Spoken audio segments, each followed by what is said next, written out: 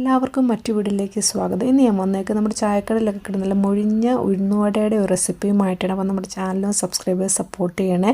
ഇത് ഉണ്ടാക്കാനായിട്ട് ഞാൻ ഒരു പാത്രത്തിലേക്ക് 1 കപ്പ് ഉഴുന്നെടുത്തിട്ടുണ്ട്. 2-3 പ്രാവശ്യം നന്നായിട്ട് നമുക്ക് കഴുകി ഒന്ന് വൃത്തിയാക്കാം. നന്നായി കഴുകിയ വെള്ളമൊക്കെ ഊറ്റിക്കളയാൻ ശേഷം നമുക്കിതിലേക്ക് നല്ല വെള്ളം ഒഴിച്ചൊരു 3-4 മണിക്കൂർ ഒന്ന് കുതിരാനായിട്ട് മാറ്റി വയ്ക്കാം. ഒരു 4 മണിക്കൂർ മതിയാകും. അപ്പോൾ തന്നെ നന്നായിട്ടത് കുതിർന്ന് കിട്ടും.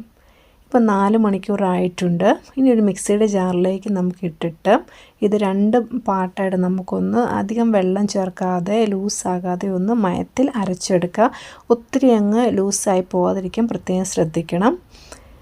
ഇനി നമുക്കൊരു പാത്രത്തിലേക്ക് ഇത് മാറ്റാം. അപ്പോൾ ഇതാണ് ഇതിൻ്റെ ഒരു കറക്റ്റ് പാകം. ഇതുപോലെ രണ്ടാമത്തെ ഭാഗവും നമുക്ക് നന്നായിട്ടൊന്ന് അരച്ച് ഇതിലേക്കൊന്ന് ചേർത്ത് കൊടുക്കാം.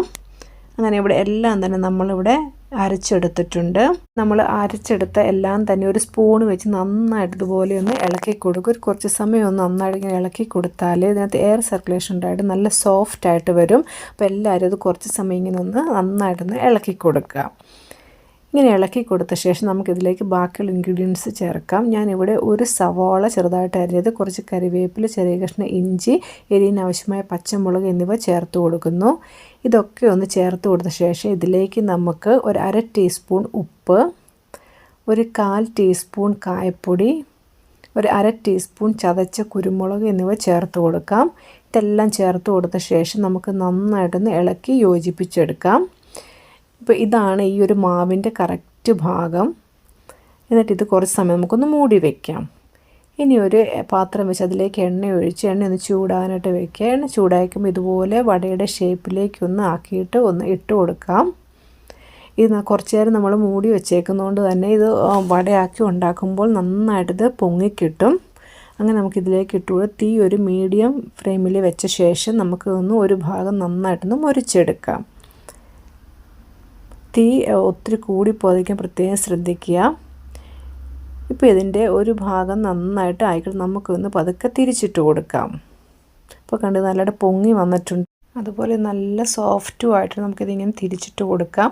അപ്പോൾ ഇത് ഈ ഒരു വശം നന്നായിട്ടൊന്ന് മുരിഞ്ഞിട്ടുണ്ട്. നമുക്കിത് തീ കുറച്ച് വെച്ച് തിരിച്ചും മറിച്ചും ഇട്ട് കൊടുത്ത് 2 വശവും നന്നായിട്ടൊന്നൊരു ഗോൾഡൻ ബ്രൗൺ ആയി കിട്ടുന്നവരെ ഒന്ന് മുരിച്ചെടുക്കാം. തീ കൂട്ടി വെച്ചാൽ ഇതിൻ്റെ അകഭാഗം വെന്ത് കിട്ടില്ല. അപ്പോൾ തീ എപ്പോഴും കുറച്ച് തന്നെ വെക്കുക. എന്നിട്ട് തിരിച്ചും മറിച്ചും ഇട്ട് കൊടുത്ത് നമുക്കിതുപോലെ തന്നെ 2 വശവും നന്നായിട്ടൊന്ന് ബ്രൗൺ കളറാകുന്ന വരെ മുറിച്ചെടുക്കുക. അപ്പോൾ ഇതുകൊണ്ട് ഇതുപോലെ തന്നെ ആയിട്ടുണ്ട്. നമുക്കിത് തിരിച്ചിട്ട് 2 വശവും ഇതേ ബ്രൗൺ കളറായിട്ടുണ്ട്. നമുക്കിനി ഇതിൽ നിന്ന് കോരി മാറ്റാം. എന്നിട്ട് ബാക്കിയുള്ള മാവ് ഇതുപോലെ തന്നെ ഒന്ന് ഉണ്ടാക്കിയെടുക്കാം. അപ്പോൾ അങ്ങനെ നമ്മൾ അടിപൊളി ടേസ്റ്റുള്ള ഉഴുന്നുവട ഇവിടെ റെഡി ആയിട്ടുണ്ട്. അപ്പോൾ എല്ലാവരും ഇത് ട്രൈ ചെയ്ത് നോക്കണം. വീഡിയോ ഇഷ്ടമായി ലൈക്ക് ചെയ്യുക, സബ്സ്ക്രൈബ് ചെയ്യുക. വീണ്ടും മറ്റു വീഡിയോ കാണുന്നവരെ ബൈ ബൈ, സീ യു.